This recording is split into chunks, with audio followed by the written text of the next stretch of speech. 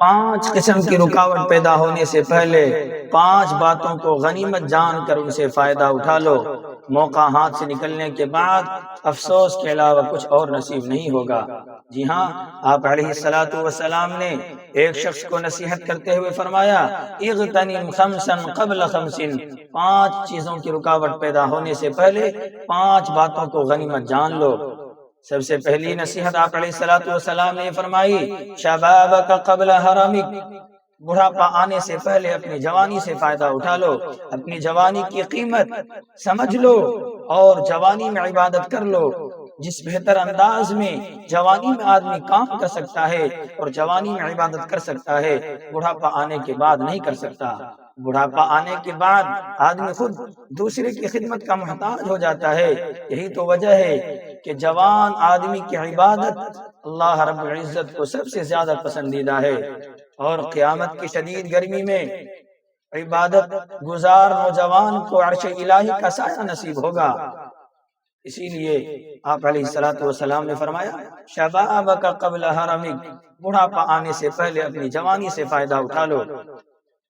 دوسری نصیحت آپ علیہ الصلوۃ والسلام نے فرمائی، وصحتک قبل سقمک، اور بیماری آنے سے پہلے اپنی صحت و تندرستی سے فائدہ اٹھا لو۔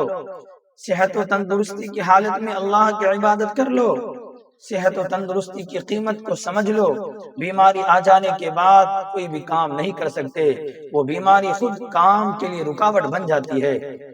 لیکن ذرا غور کیجئے کہ ہم اپنی جوانی اور اپنی صحت و تندرستی ہر برائی اور ہر گناہ کے کام میں خرچ کر دیتے ہیں، اور ہمیں نیکی کے کام کرنے کی توفیق نہیں ہوتی۔ آپ علیہ الصلوۃ والسلام نے تیسری نصیحت یہ فرمائی،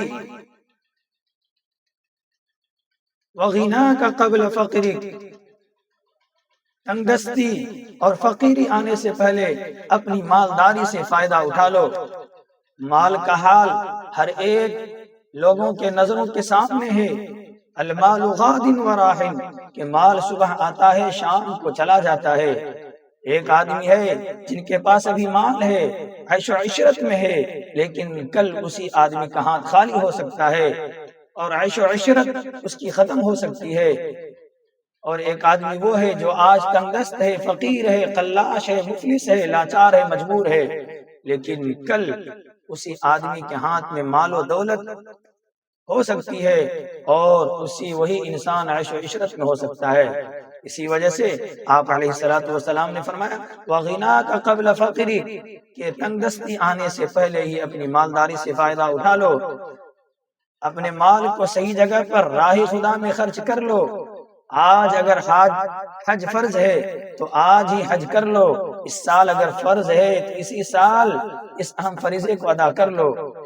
اس چکر میں نہ رہو کہ جب بڑھاپا آئے گا، ایک عمر گزر جائے گی تو تب حج کریں گے، ہو سکتا ہے اس وقت آپ کے پاس پیسہ ہی نہ ہو، اس وقت آپ کے اوپر حج فرض ہی نہ ہو۔ اور پھر چوتھی نصیحت آپ علیہ الصلوۃ والسلام نے یہ فرمائی، وفراغک قبل شغلک، اپنے خالی وقت کو مشغولیت سے پہلے فائدہ اٹھا لو۔ اپنے خالی وقت سے مشغولیت سے پہلے فائدہ اٹھا لو۔ آج اگر آپ کا خالی وقت ہے تو اس خالی وقت میں عبادت کر لیجئے، کوئی کام کر لیجئے، اس خالی وقت کو کسی کام میں لگا لیجئے۔ ہو سکتا ہے کسی ایسے کام میں پھنس جائیں کہ پھر اس کام سے نکلنے کی فرصت ہی نہ ہو۔ اور پانچویں نصیحت آپ علیہ الصلوۃ والسلام نے یہ فرمائی، وحیاتک قبل موتک، اپنی موت سے پہلے اپنی زندگی سے فائدہ اٹھا لو۔ جو کچھ کرنا ہے اس زندگی میں کر لو۔ مرنے کے بعد ایک مسلمان بھی اللہ رب العزت کے دربار میں یہ کہے گا، آپ مجھے پھر سے ایک مرتبہ دنیا میں جانے دیجئے، اب میں صرف آپ ہی کی عبادت کروں گا۔ لیکن اس دنیا سے جانے کے بعد کسی کو کسی کی بھی واپسی نہیں ہے۔ اس لیے آپ علیہ الصلوۃ والسلام نے فرمایا، اغتنم خمسا قبل خمس، 5 قسم کی رکاوٹ پیدا ہونے سے پہلے 5 باتوں کو غنیمت جان کر ان سے فائدہ اٹھا لو، بعد میں افسوس کے علاوہ کچھ اور نصیب نہیں ہوگا۔